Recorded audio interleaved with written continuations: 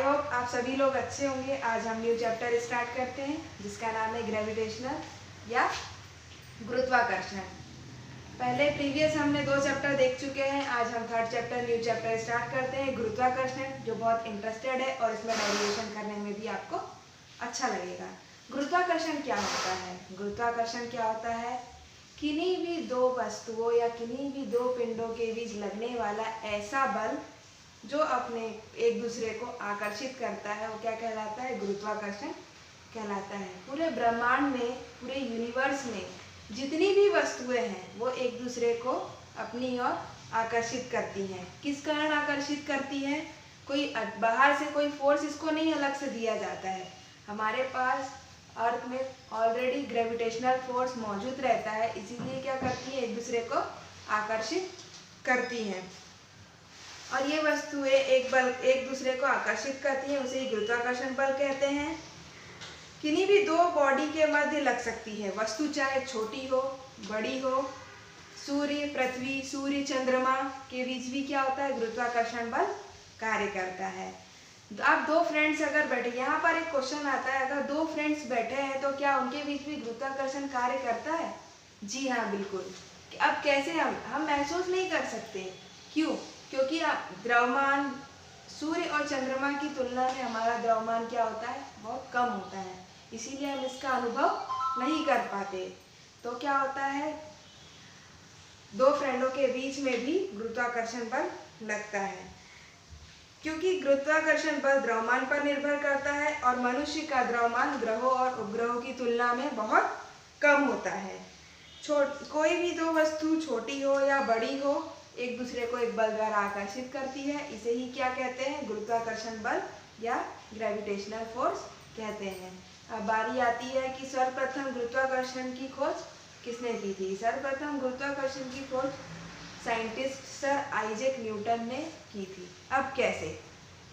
एक दिन वो पेड़ के नीचे बैठे थे, सडनली एक एप्पल आके ऊपर से नीचे गिरा, तो उन्होंने देखा कि वो फल जो है सीधे डायरेक्शन में नीचे की ओर क्यों आया? उसको बाएं या दाएं भी गिरना चाहिए था।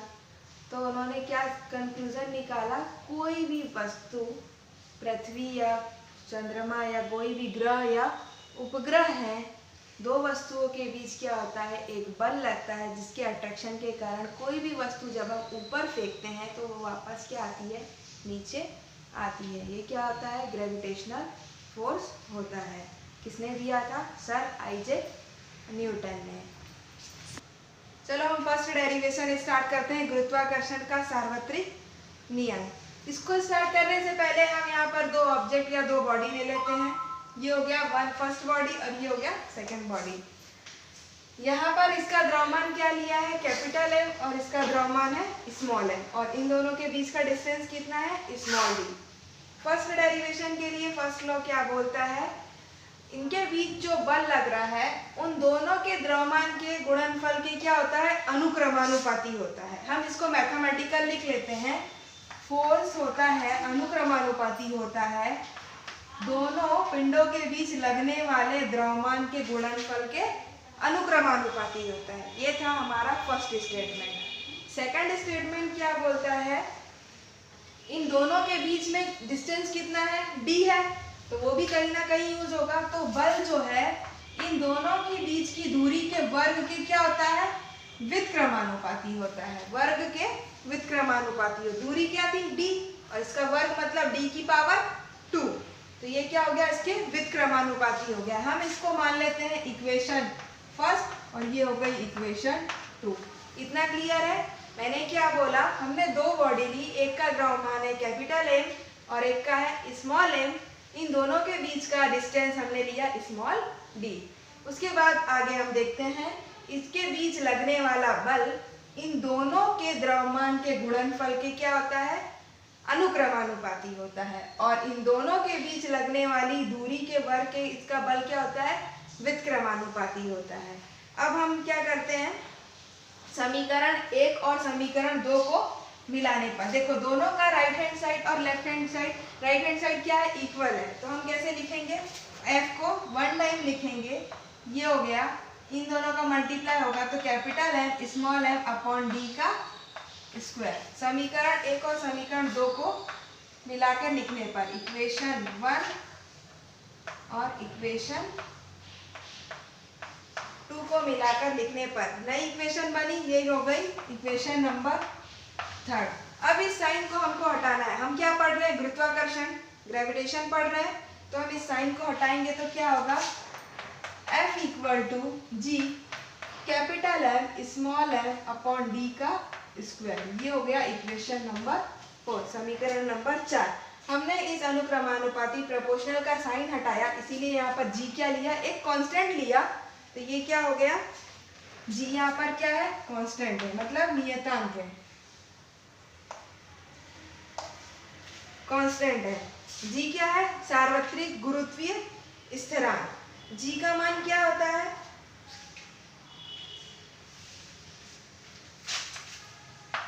जी equals to 6.67 into 10⁻⁻11 newton metre square KG की पावर -2।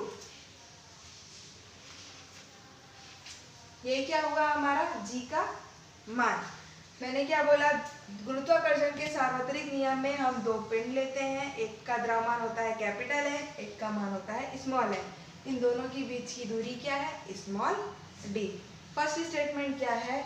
इसमें लगने वाला बल इन दोनों पिंडों के द्रव्यमान के गुणनफल के अनुक्रमानुपाती होता है और इनके बीच की दूरी के वर्ग के व्युत्क्रमानुपाती होता है। इसका राइट हैंड साइड इक्वल था, इसीलिए हमने दोनों इक्वेशन को मिलाने पर F proportional to mm upon D का स्क्वायर।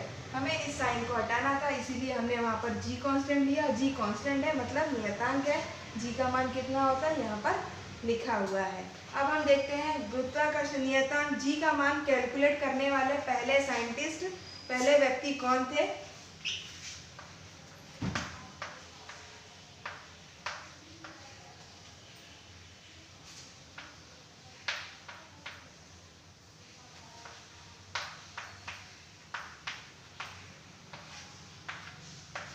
जी का मान कैलकुलेट करने वाले पहले व्यक्ति कौन थे? Henry Cavendish.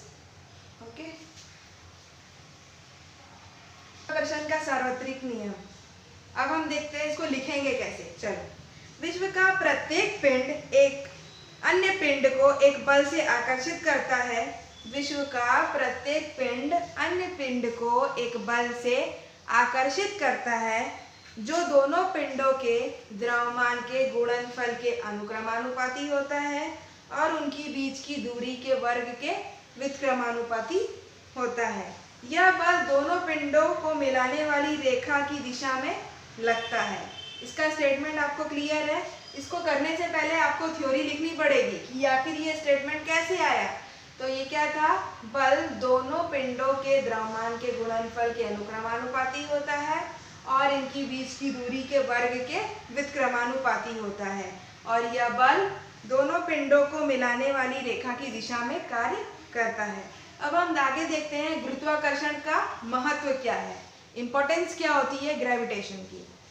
हमारी पृथ्वी सूर्य के चारों ओर चक्कर लगाती है। जैसा आप सभी जानते हैं कि हमारी पृथ्वी क्या करती है? सूर्य के चारों ओर चक्कर लगाती है। ये गुरुत्वाकर्षण के कारण ही संभव है। हम पृथ्वी पर बंधे हुए हैं, ये भी किसके कारण संभव है? गुरुत्वाकर्षण के कारण संभव है। यह हमें पृथ्वी से बांधे रखता है। पृथ्वी के चारों ओर चंद्रमा की गति करता है, सूर्य के चारों ओर ग्रहों की गति करता है। सूर्य और चंद्रमा के आकर्षण बल के कारण ही क्या आता है? ज्वार भाटा आता है। सबसे मेन इंपॉर्टेंस क्या है? गुरुत्वाकर्षण के कारण ही हम अपनी अर्थ से बंधे हुए हैं और सूर्य, चंद्रमा, ग्रह, उपग्रह सभी के बीच एक बल कार्य करता है। वो कौन सा है? गुरुत्वाकर्षण बल है, जिसके कारण सभी ग्रह अपनी दूरी पर क्या करते हैं? घूमते हैं। अब हम देखते हैं मुक्त पतन या फ्री फॉल क्या होता है। इसके लिए भी हम एक डेरिवेशन या एग्जाम्पल द्वारा समझेंगे।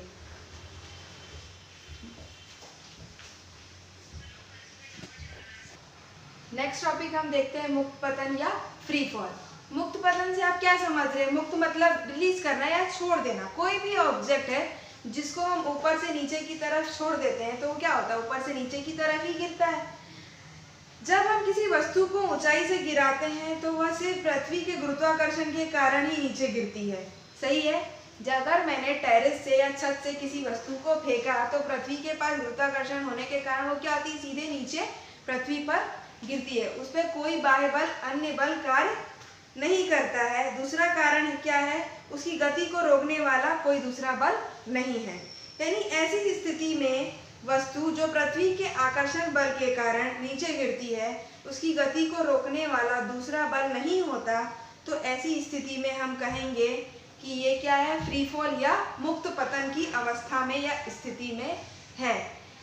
जब हम किसी वस्तु को ऊंचाई से गिराते हैं और उस पर ऊपर से नीचे की ओर गिरती है, पृथ्वी के गुरुत्वाकर्षण बल के कारण उस पर कोई अन्य बल कार्य नहीं करता, तो हम क्या कहेंगे कि वस्तु किस स्थिति में है, मुक्त पतन की स्थिति में है। जैसे कि यहाँ पर समझ लो ये एक टेरेस है, यहाँ से बॉल नीचे की ओर गिराई जाती है, ऊपर से नीचे की ओर गिराई जाती है। जब किसी वस्तु को ऊंचाई से गिराया जाता है तो उसमें एक त्वरण लगता है, यानी उसका वेग क्या होता है, बढ़ता जाता है। इस त्वरण को हम क्या कहते हैं, गुरुत्वीय त्वरण कहते हैं। त्वरण क्या होता है, वेग में परिवर्तन की दर को ही हम क्या कहते हैं, त्वरण कहते हैं। तो क्या हुआ, मैंने ऑब्जेक्ट को ऊपर से नीचे की ओर गिराया तो उसमें एक त्वरण लगता है और वस्तु तेजी से नीचे की ओर गिरती है और उसका वेग क्या होता है, बढ़ जाता है त्वरण के कारण। तो ये क्या होता है, इसको क्या कहते हैं, गुरुत्वीय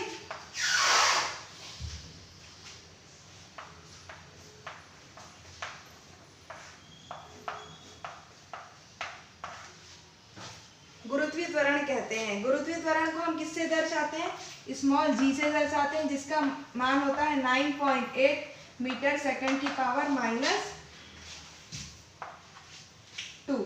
ये हो गया स्मॉल g। हमने फर्स्ट डेरिवेशन में क्या देखा था, कैपिटल G, वो क्या था, गुरुत्वाकर्षण या गुरुत्वीय नियतांक था।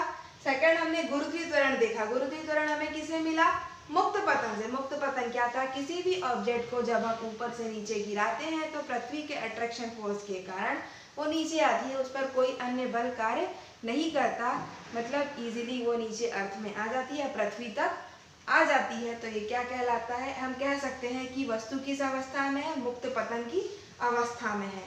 सपोज कर लीजिए मैंने एक बॉल को छत से नीचे की तरफ गिराया तो उसका वेग क्या होता है, बढ़ता जाता है। वेग बढ़ना मतलब उसमें क्या उत्पन्न हुआ, त्वरण उत्पन्न हुआ। हम क्या पढ़ रहे हैं, गुरुत्वाकर्षण पढ़ रहे हैं, तो ये त्वरण गुरुत्वीय त्वरण कहलाएगा। गुरुत्वीय त्वरण को हम किससे दर्शाते हैं, स्मॉल g से दर्शाते हैं, जिसका मान होता है 9.8 मीटर सेकंड की पावर -2।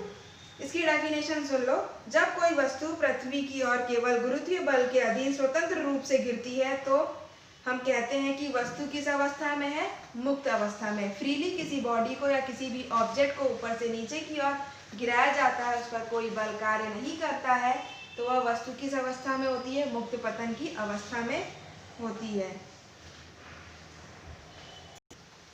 आज की क्लास में हमने ग्रेविटेशनल समझा, गुरुत्वाकर्षण का सार्वत्रिक नियम देखा और मुक्त पतन देखा। इससे रिलेटेड जो भी आपके क्वेश्चन है आप कमेंट में लिखकर पूछ सकते हैं। आगे का जो भी एक्सरसाइज है या जो भी चैप्टर के रिलेटेड क्वेश्चंस है वो हम कल की क्लास में कंटिन्यू करेंगे। Thank you.